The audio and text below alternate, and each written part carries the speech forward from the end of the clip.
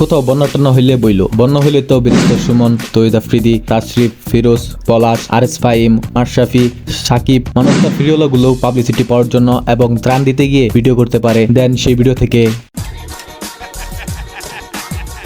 কথা হবে মানবতা ভিডিওগুলোর নিয়ে। তো নড়াচড়া দিয়ে বসেন, সেই ফাঁকে ইন্ট্রোটা শেষ করি।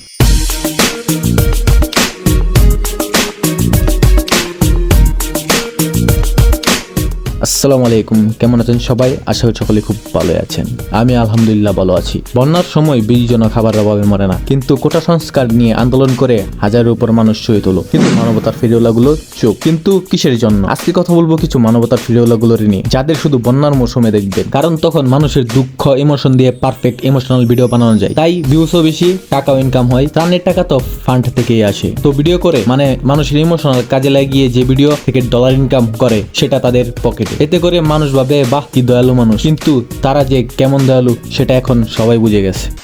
ওদের ফ্যান ফলোয়ারদের কিছু কথা বলতে চাই। তোদের আইডল গুলোরে নিয়ে কেউ কিছু বললেই এক ফলোয়ার আরেকজনের ফলোয়ারের সাথে লেগে পড়স। তোদের নিয়ে যখন অন্যরা কিছু বলে তখন তোদের আইডল গুলো চুপ থাকে কেন? যারা মানবতার ফিরোলা নামে পরিচিত, নিশ্চয়ই তাদের ফ্যান ফলোয়ারদের মধ্যে ছাত্রছাত্রী অবশ্যই রয়েছে, যারা কিনা আন্দোলনে গিয়ে শহীদ হয়েছে, কিন্তু তারপরও মানবতার ফিরোলা গুলো চুপচাপ, কারণ এতে তাদের ভালো ছেড়া যায় না। কারণ ওইখানে ভিডিও করতে পারবে না, আর ভিডিও করলেও ফলে ইনকামও নাই, সেই সাথে মৃত্যুর ঝুঁকি, তাই তারা চুপচাপ। কিন্তু কেউ যদি কিছু নিয়ে কথা বলে তাহলে তো কোনো সমস্যা নাই। যেমন এই সময় সবচেয়ে জনপ্রিয় নাটক অভিনেতা নীল আলমগীর, উনি যে স্ট্যাটাস দিছে সেটা কি তার কোনো প্রভাব পড়েছে? তো অন্যরা আন্দোলনে যোগ না দিয়েও তেমন কথা বলতে পারতো, ফলে অন্যরা যারা তাদের ফ্যান ফলোয়ার তারা বর্ষা পেত।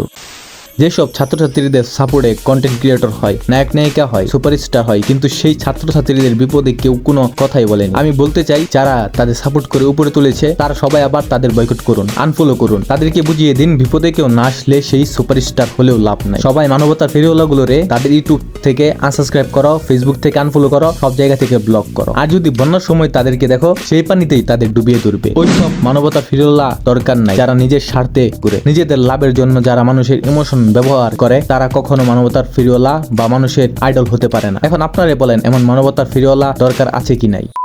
তবে যাকে সবাই খারাপ ভাবতো, সেই খারাপ ছেলেটাই ছাত্রদের অনেক সাহায্য করে।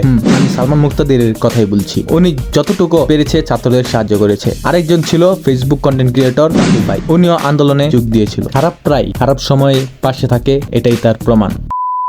তো ভিডিওটা এই পর্যন্তই। ভিডিওটা ভালো লাগলে লাইক দিও এবং অন্যদের সাথে শেয়ার দিও এবং কমেন্ট করে মতামত জানিও। চ্যানেলটিকে সাবস্ক্রাইব করে পাশেই থেকো। দেখা হবে নতুন কোনো ভিডিওতে। সেই সাথে সবাই ভালো থেকো, সুস্থ থেকো। আল্লাহ হাফেজ।